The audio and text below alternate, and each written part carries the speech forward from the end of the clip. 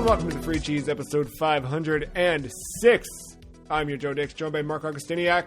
Hey. Matt Sellner. Hello.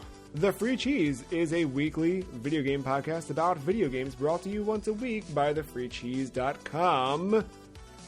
Season 11 continues this week without a new game to add to the list. We're instead taking a break from playing and ranking a game to talk about a topic close to all of the games we did play this month. Companionship in games. Before that, Mark, who is your oldest video game friend? My oldest video game friend. Can I ask for elaboration? No, and that's the point. I will Cool. allow you to answer it how you want. Alright, then I'm gonna say Sonic the Hedgehog. You are me, and I am you, my friend. That's... Only because, like, for listeners, I know I've said this on other episodes, but if this is your first, welcome. But little fun fact about me, I grew up with a household of Nintendo consoles, so Sega would be the, grass is greener on the other side type experience, like, like you wonder what it's like, whatever. And, I had friends and cousins who owned all that stuff, and that was kind of my way of playing Sonic. And then between that and, like, the cartoons airing, it got me. It got its hooks in me pretty quickly, and I was just obsessed. And so much that I had a Sonic plushie for Christmas, along with an RC car. And then, maybe some McDonald's toys, remember when that was happening. So, I had everything but the actual damn games when it came to appreciating Sonic. So, I guess that was the first. Yeah, and he's still around, too, which is great. No, I had the same exact answer when I thought of that question. Because, I played Mario games before Sonic, but Mario never felt like a friend. He felt like a guy I needed to help out on a mission, you know what I mean? Like, he just had to get somewhere, and I was the guy that was going to help him. But, he wasn't helping me back. I can give you Sonic. I'll take Bubsy. Nobody wants Bubsy, Mark. Don't do that to yourself. Bubsy was okay. Bubsy was fine. He's no Sonic the Hedgehog, and he's certainly no Tail. Matt, who was your first video game friend? I was leaning one way. What did I ask? Who's your oldest video game friend? Yeah, you steered me into another direction here. I'm going to say one Master Chief. So I drank out of him. A lot. You drank out of him? Mm-hmm. Him on that initial can of one Mountain Dew game. Okay, all right. I didn't know which direction we were going here. I didn't know if we had to put extra adult censorship on this. Game Fuel is soda. It's soda. It's yes.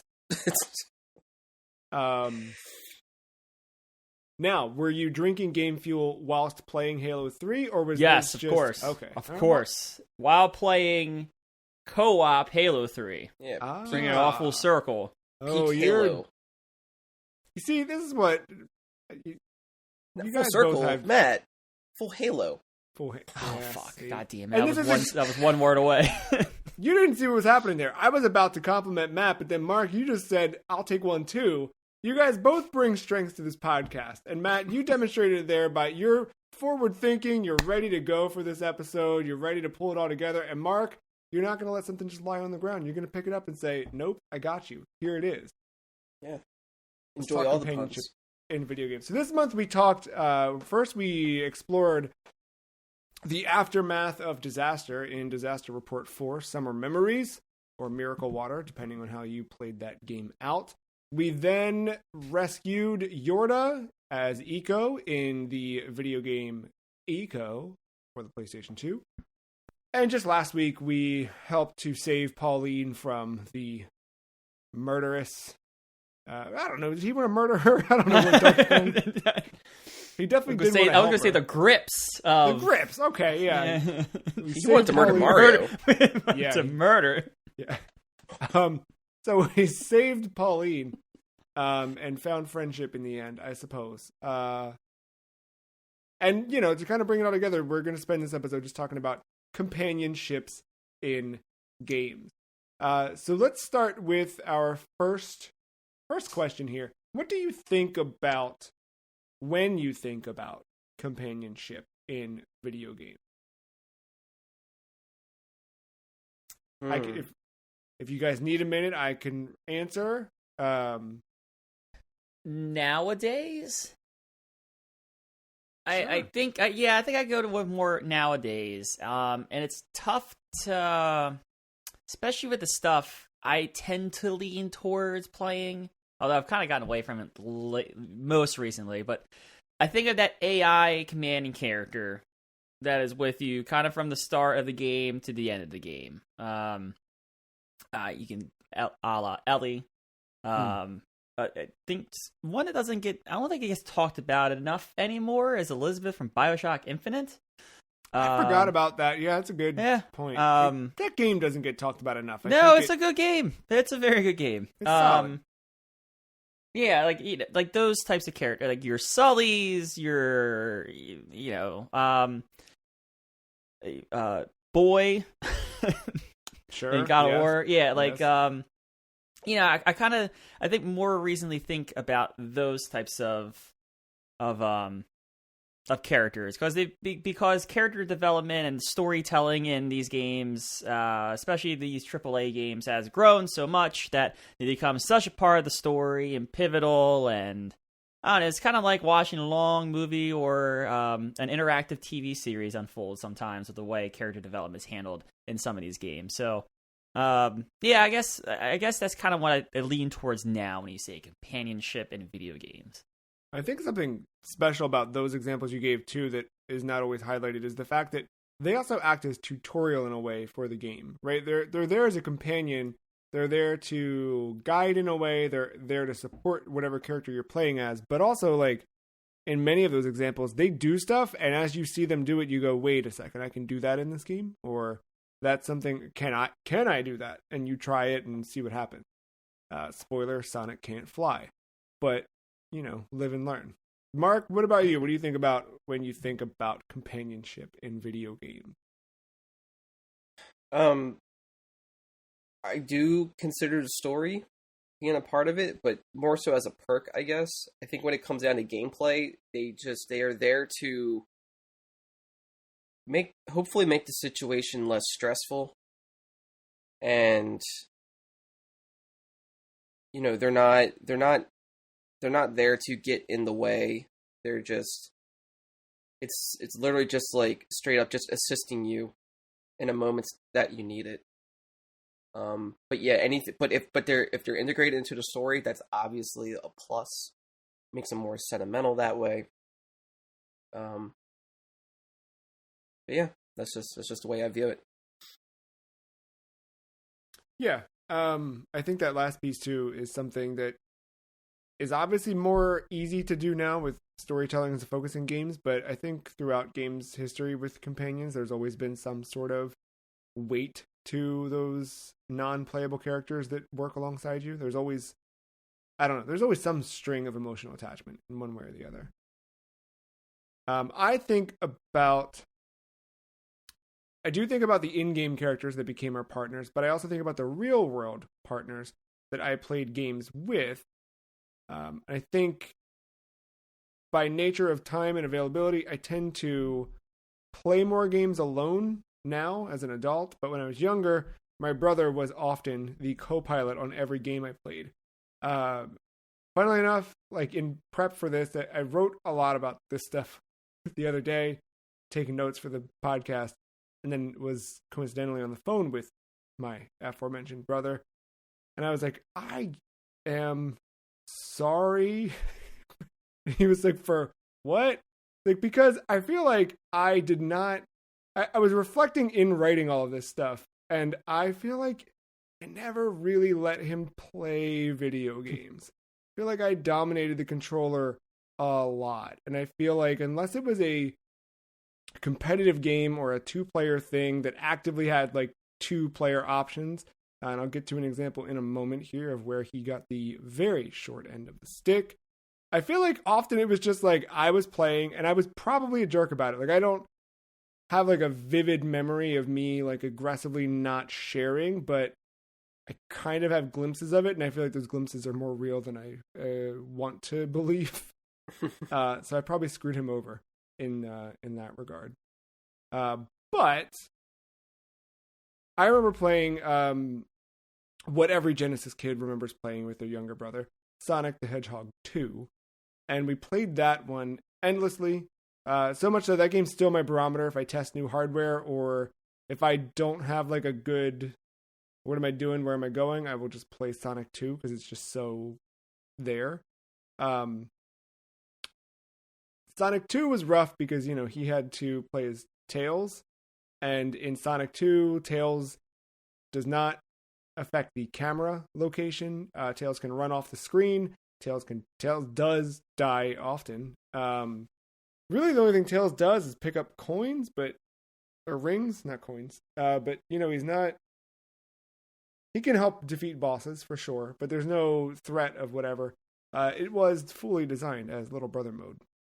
So when Sonic 3 came out, and suddenly he could actually play independently from me and control and fly and do things, that was kind of cool. And it did feel like he became Tails to my Sonic. He probably wanted to be Sonic because I don't know that anyone wanted to be Tails, but it's the straw he drew. I do, though, recall and love and favor a big co-op game from that era, Pokemon Blue and Pokemon Red. We both naturally fell into the games that we'd ended up with. I with Blue, he with Red. And those games in particular were absolutely perfect for being one in a pair of brothers in the relatively same age range. We could trade each other the Pokemon that the other didn't have natively in the game. We could battle for fun or practice or challenge. And even outside of the game, there were the little milestones where we would compare who had more badges. Like, I feel like I usually had more badges quicker, you know, as we'd play through Red, Blue, Gold, Silver. But he always had a higher Pokedex count, you know, or things like that. Or he had more rare Pokemon that I wouldn't have. And it was like, we each had our strengths and weaknesses in that regard. Thinking about, you know, things on those lines, do either of you have maybe back then stories of out-game, if we're talking not in-game, but out-game companions that you played with, or anything along those lines? I've kind of cycled throughout the years. Me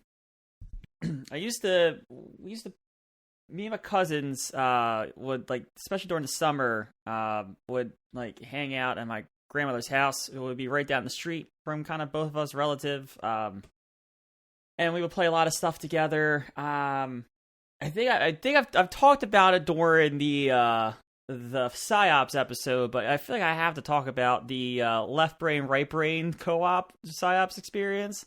Like, that was when that happened.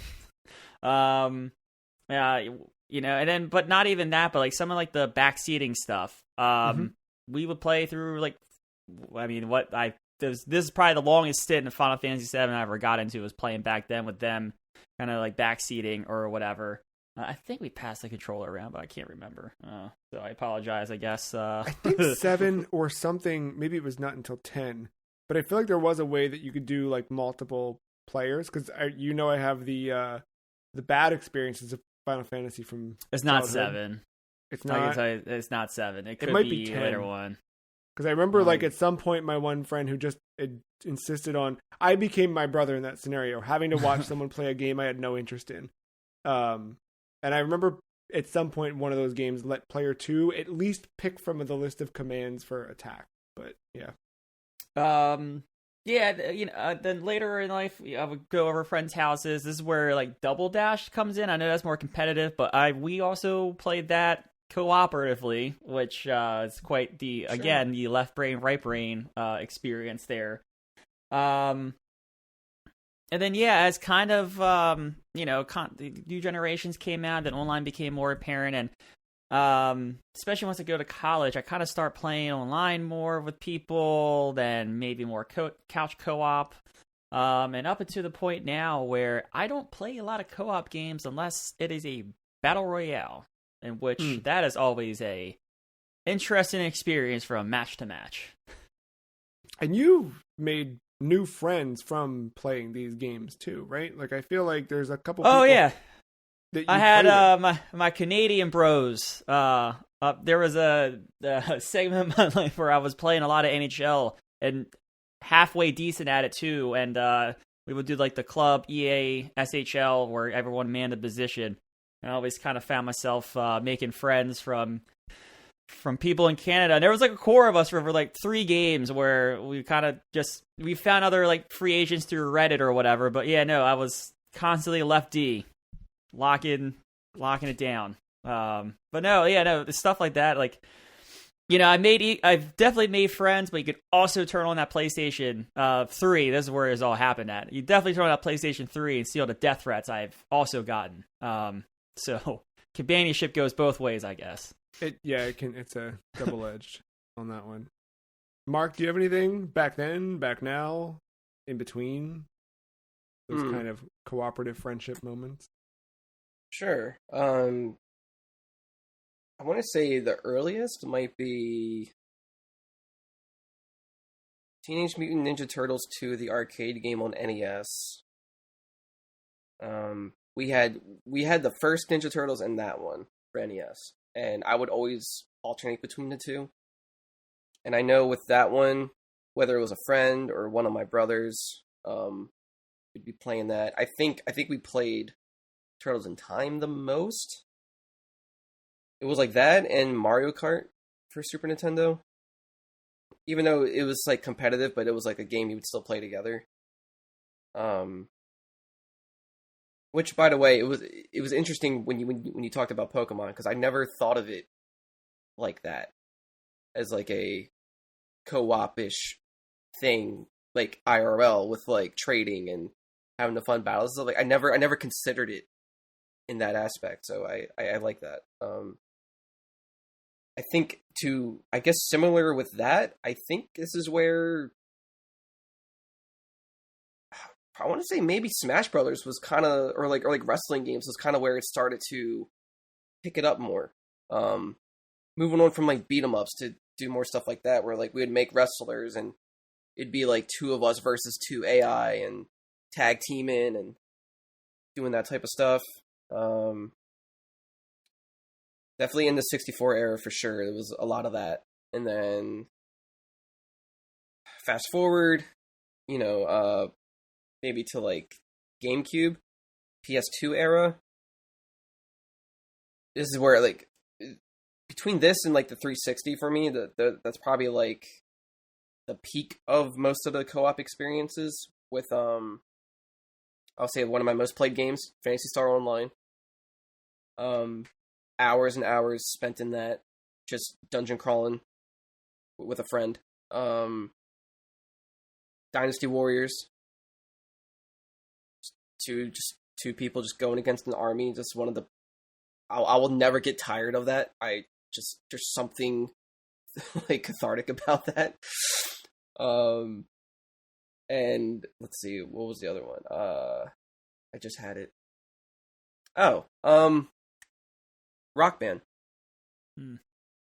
I think to me that would be like, I think that's like for IRL experience stuff as far as companionship goes. I think that is like the top for me.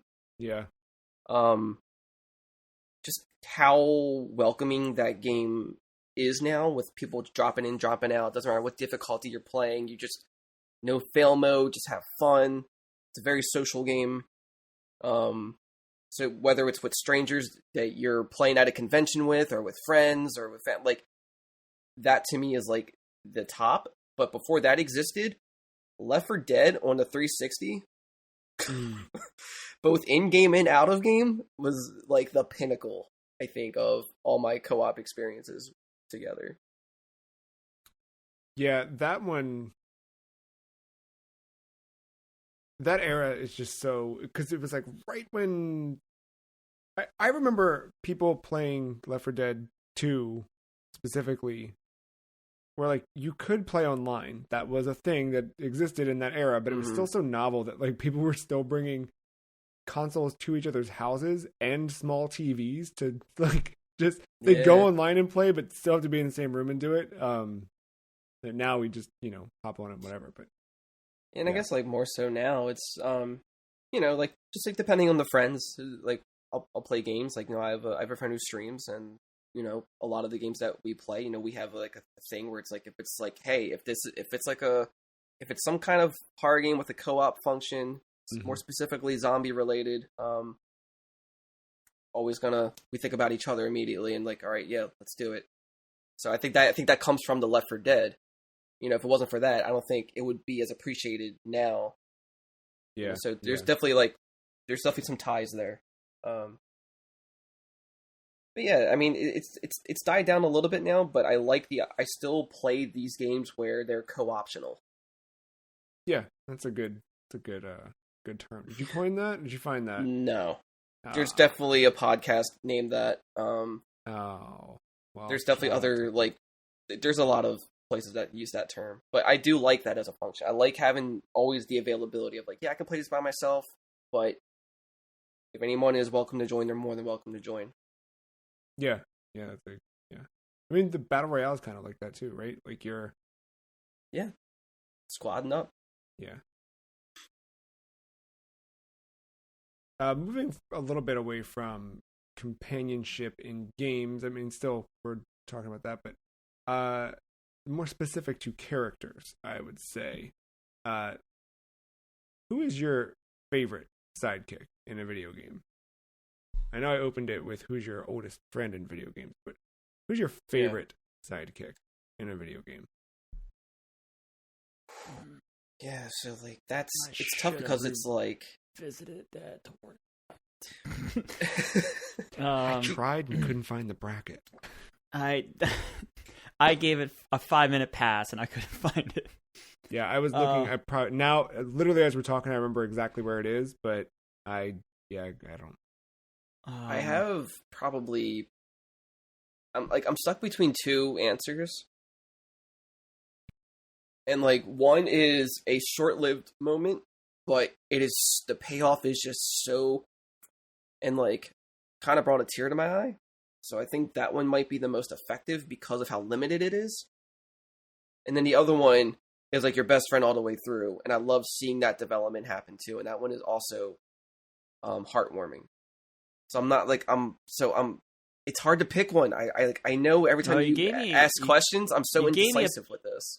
You talking just there gave me a good like answer. That's not my answer, but like a really good, powerful answer. But no, my favorite, I can't. I might say, I think Trico. I think Trico is the one I love seeing develop all the way through. And just seeing what that becomes, even though, like, the game can be a little challenging with the AI and, like, scripting and whatever.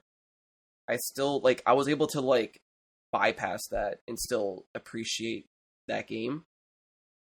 But one that was a very impactful moment due to its limitation, Shield Knight. I didn't even think of Shield Knight. Yeah. And I'll leave that one at that, but like when that happened, I was like, holy shit. Yeah, no, that's yeah. Very good answer. Matt, what did he make you think of? I thought of Clementine. I thought of that too. By the end of that journey, you're doing whatever you can to make sure she survives. I'm talking specifically season 1. Yeah. You're just kind of doing whatever you can to protect her, which leads to a very powerful moment in at the end of that. Which, if you know, you know. But man, can I ask a vague question? Yeah, because I'm still struggling. Yeah. Did you save the bullet? No. I did.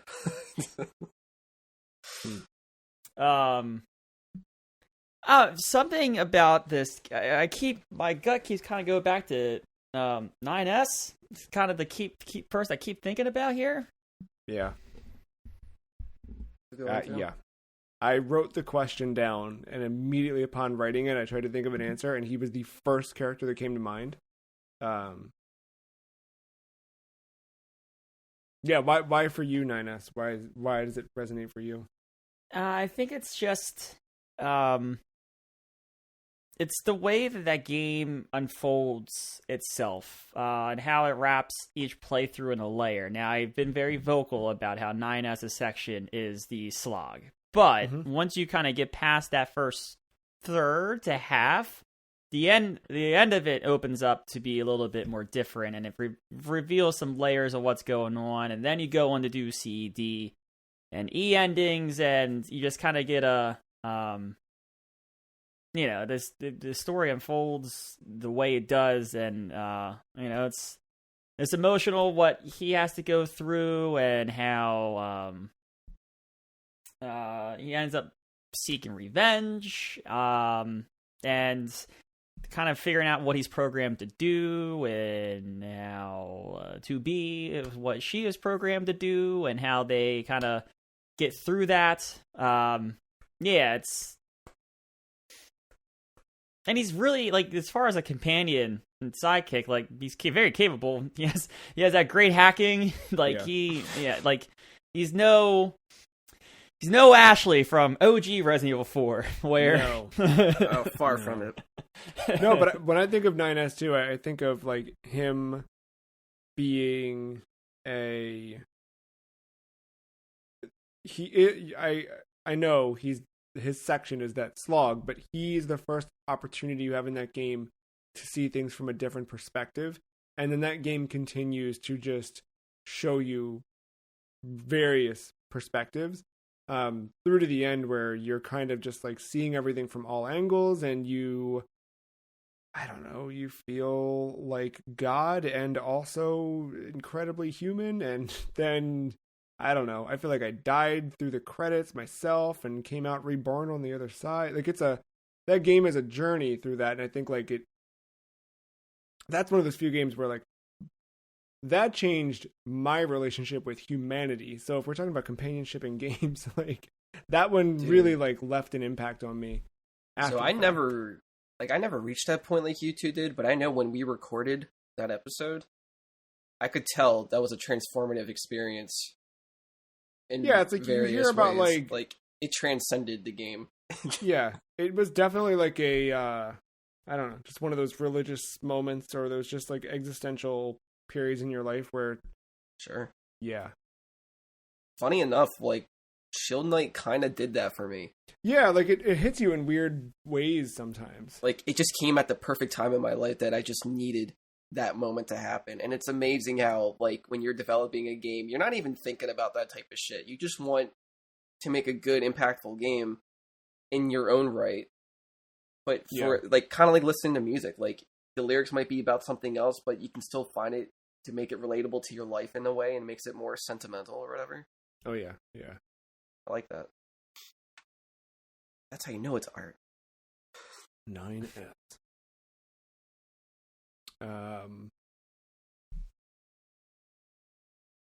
We talked about the first, I guess, friend or companion we had in video games. Who's the worst video game companion? I thought we were all going to have the same answer on this, but now I'm hesitant. I feel like there's something I'm missing or forgetting here from recently that... I think it might, if it counts, it probably does for it being the worst, Baby Mario. So I've got Baby Mario on my list, yeah, for sure. Shit, yeah. I will not play the sequel to one of my favorite games because of that son of a bitch. No, not at all. I remember when that game first came out on Virtual Console via the Game Boy Advance release for Wii U. I remember I was like, okay, I'm going to buy it and play this game. And within 4 seconds of that idiot baby crying, I never touched it again. I do like the game, but I love the game's art style. I think it's got a great Yeah. approach. I mean, that was the first game that like really set Yoshi on that crayon path. But like, Baby Mario sucks. Will always suck. All of the Baby Mario character, like Baby Bowser is the only good one, but he's not even Baby Bowser. He's Bowser Jr. That's the difference. Yeah. Hate them all. I thought we'd all say Ashley from RE4. See, she's actually not that bad because like you can just throw her in a dumpster and forget about her. Yeah, fair. She doesn't get in the way like that. Who's the bad one then? There's someone who does get in the way and suck. I think it would. Shit, it'd have to depend on like the games, I guess. AI or whatever, right? I'm trying to think of a terrible escort mission from like the PlayStation 1 or 2 era, and I'm Yeah, struggling. yes, those are the ones somewhere in there. How like GoldenEye had those moments, right? I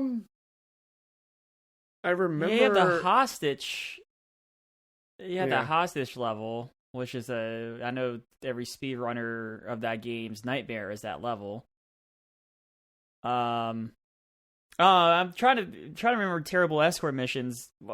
Sherry Birkin from OG Resident Evil 2. Yeah, that was Hmm. I know there's not much of her following you per se, but she's pretty Yeah. fucking useless. Sure. I guess beyond escort missions. How do we actually feel about Navi? I think Indifferent. yeah, like I think Navi as a character is okay. I think what everyone hates is the sounds. I Which think sounds? The It just- shimmering or the no, hey? just yeah. Every time Navi does like a hey or like hey listen and like keep wanting you to hit C up to talk to her. I think just the audible of it I think is more annoying, unless there is those moments where like you already knew something and you get to a point where she's like, you know what, screw your option to listen to me. I'm going to make you listen to me, and stops you right there to let you know stuff that you already know at that point. Yeah, that's yeah. It doesn't happen a lot, but it's enough to remember it. And I would say the owl is more annoying than Navi. Yeah, I agree with that. I never Navi never bothered me. I feel like the one in Majora's Mask was more oppressive, maybe, or did they tone it Tattle? down? Yeah. Tattle had some personality. Definitely gave you shit. I more just meant like the interruptiveness of like, hey, Oh, listen. yeah. I feel like Tattle was worse, but I don't know. Maybe not. Yeah, there's just if we're talking Zelda companions, there's definitely worse. You could do worse than Navi. Yeah, For sure. yeah. I guess I should say for the listener, I'm indifferent because I never played Ocarina, so. I mean, and like Navi is helpful because that is your Z targeting system. Like whenever you're like yeah. locking on, it is her. So in that regard, she is helpful. But Fee is worse. Fee's far worse. If you want everything just over explained to you about the most useless shit, especially in percentages, there you go. I guess on the bright side, they fixed that in the remaster, but Yeah, still. and like you could say that I would say Midna is the best Zelda companion, but are they really a companion if you're playing as them? Yeah, that's a weird one because you are kind of like tethered together in that. Yeah. So I guess yes, yeah, that one's a little strange. Yeah. Link's kind of the companion in that one, right? That's in a sense. You know what? In a sense. That Minish Cap sucked. I didn't like him. Elzo or Eslo, Yeah, whatever. yeah. I guess Yeah, it was he fine. didn't- Like after you'd return from not playing for a bit, you get a brief recap. That was nice, but other than that, He didn't serve much purpose. It was just a reason to shrink. yeah. All right, then, who is the best video game sidekick? Sidekick. I've got Midna on that list. I've got 9S on that list. Boy, autocorrect really botched all of this stuff. To return back to the Pokemon from the opening, I put Gengar on this list.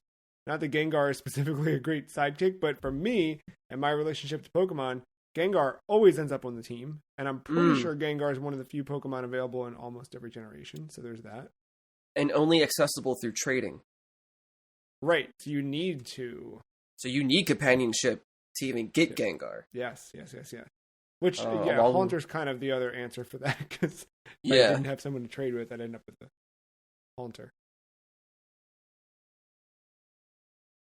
Yeah, so Sidekick is like there through and through, right? Like that's from beginning to end. So I guess we could, partner, but who's the best? Who's like outside of just like favorite? Like who's the best out there?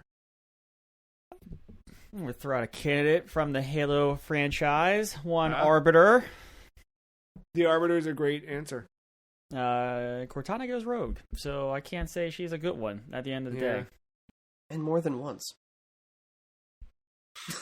And then she's nowhere to be found at some points of the I'm franchise. like real disappointed. I put Cortana on this list, just jotting down, making notes and stuff, and then I thought about it and I was like, man, Halo Infinite really just left us there, huh? Like, there's no. Yeah. What's happening? Then I think the development team has kind of left us here a little bit in ways. Yep, that would be nice if maybe in a couple weeks they give us something, but I don't know. This isn't my answer, but to piggyback off of Matt, shout out to just the random soldiers in Halo. Yeah. Who are just willing to just be there, or hop in your Warthog and shoot shit with you, or cannon fodder, whatever they do. They don't have a story purpose, but it's nice when they do help out. And then, hey, if they die, they still help out because you get their ammunition. Yeah, exactly. So, and you probably they ate some bullets. Oh, yeah. I'd be remiss to not honorable mention Captain Price from the OG Modern Warfare franchise, 1, 2, and 3. He's a part of the new one, but I guess we haven't seen this trilogy through, or whatever the hell they're going to do with it. I love it. I think my boring answer is still Trico. No, I don't think there's anything wrong with that. I'll see your Trico and raise you 100 Pikmin as sidekicks in games. I think Yoshi is another very strong contender for sidekick if we're specifically looking back through literal sidekick him off a cliff. Yeah, there's a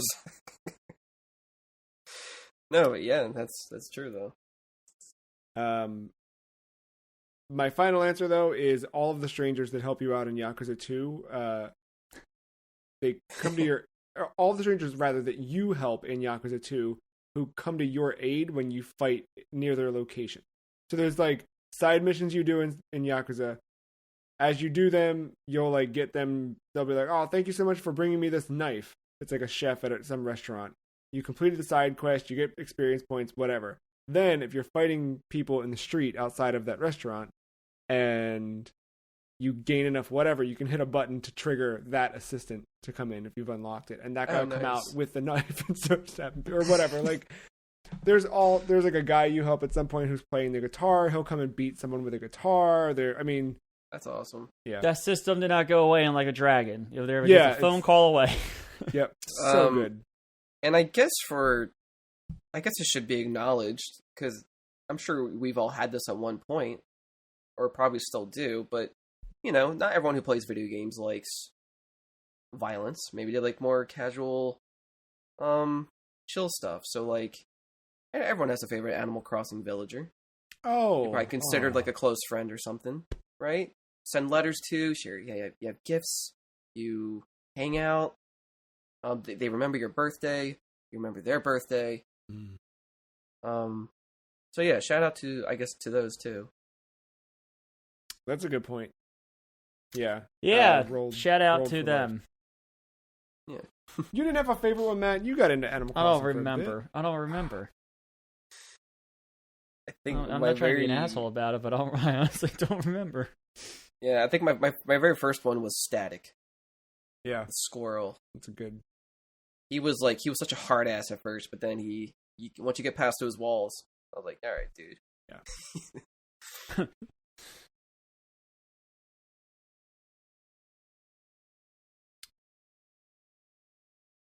Any other companions in games either of you feel compelled to cover or talk about before we wrap it up? There's 2, maybe 3.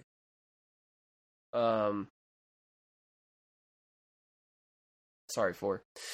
I'll go real quick. Back to Zelda real quick. The Oracle games. They're kind of companions, but you get to choose between 3 animal companions to traverse throughout the levels and fight. Dimitri, the dongo, Ricky, the kangaroo with boxing gloves, and Moosh, the big old blue bear with tiny wings. Moosh was my favorite. Right. Yeah. Love that thing. Kind of weird one, but Death Stranding wouldn't exist without companionship. Oh. That's a good one. It's a little outside of the box kind of thing. No, I dig it. Any game that has an auto turret, like you know the second you set that up, you feel a sense of relief. Oh yeah, immediately. Yeah, you know every that time. You know it's got your back. And I would definitely call it companionship, but like it's in such a subtle way and not really focused one. But in Gotham Knights, when you do the like VR training for your character specifically, this is a game where Batman is presumed dead, but unlike Batman, designs everything. And when you think about it, designed these training sequences because Batman is the one training you or guiding you through this. And depending on your character that you're playing as, when you're done, he has personal things to say to you as like words of encouragement every single time. So it's like because I was Nightwing, and every time I was done, he'd be like, "Proud of you, Dick." And it's like. Yeah.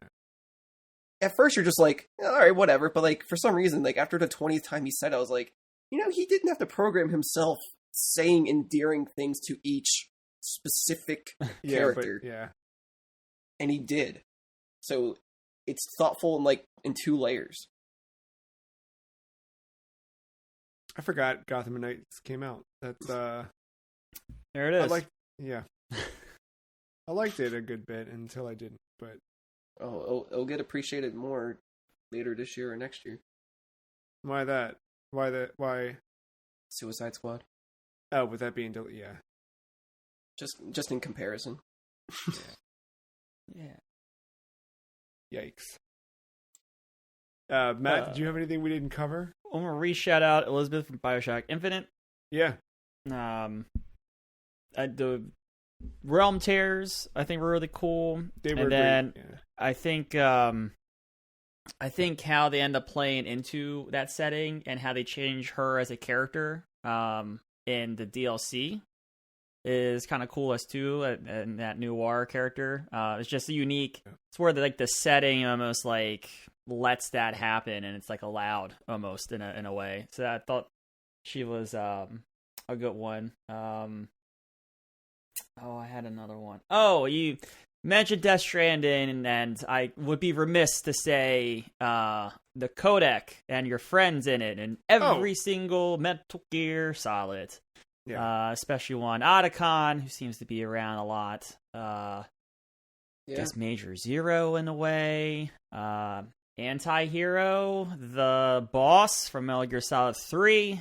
Hold on, roll it back and please shout out Mei Ling before it's too late. Thank you very much. Mei Ling, she saved your data. That's important.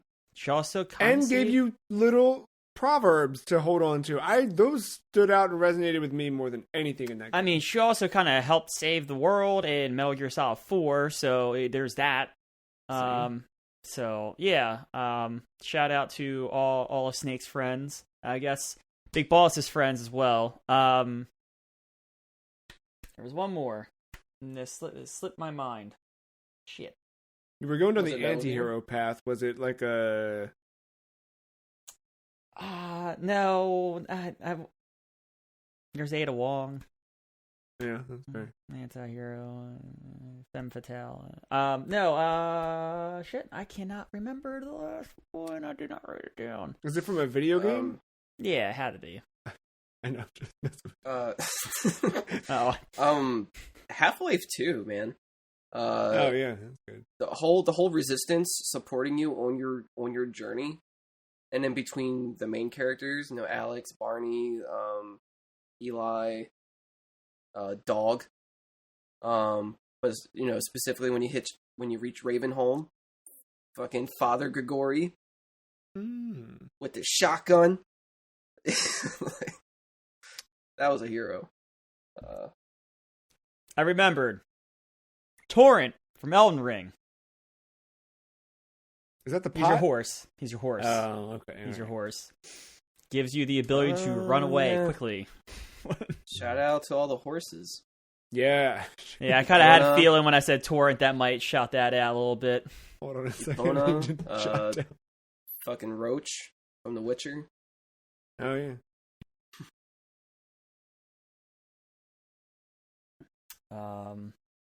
Did Mary Kate and Ashley groom some horses back in the day on a Game Boy Advance somewhere? Oh yeah. You can play that. You should play that. Barbie Horse Adventures. Mm-hmm. I guess he's part of your team in the last Olympic Games video game, but shout out to Sonic the Hedgehog for being a team player for any country. That's my guy. He's everyone's friend. Easily the best part of that game.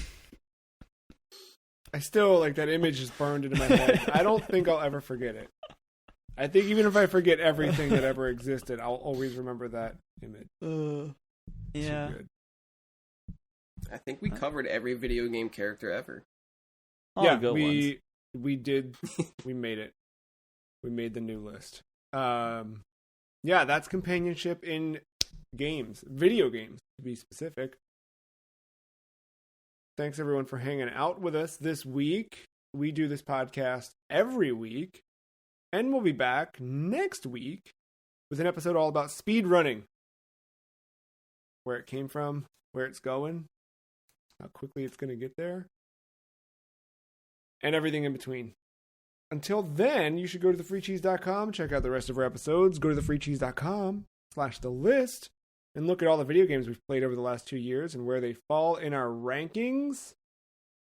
Tell a friend about the show, email podcast@thefreecheese.com, and request an episode. We've got a little bit of room left on the calendar for some additional games, so if they are succinct and something we can squeeze in, we will. Or if you have a topic like this one that you'd want to hear, let us know. Podcast@thefreecheese.com. That's it. That's us. That's this. That's you. Thanks, Mark. Thanks, Matt. Thanks, listener.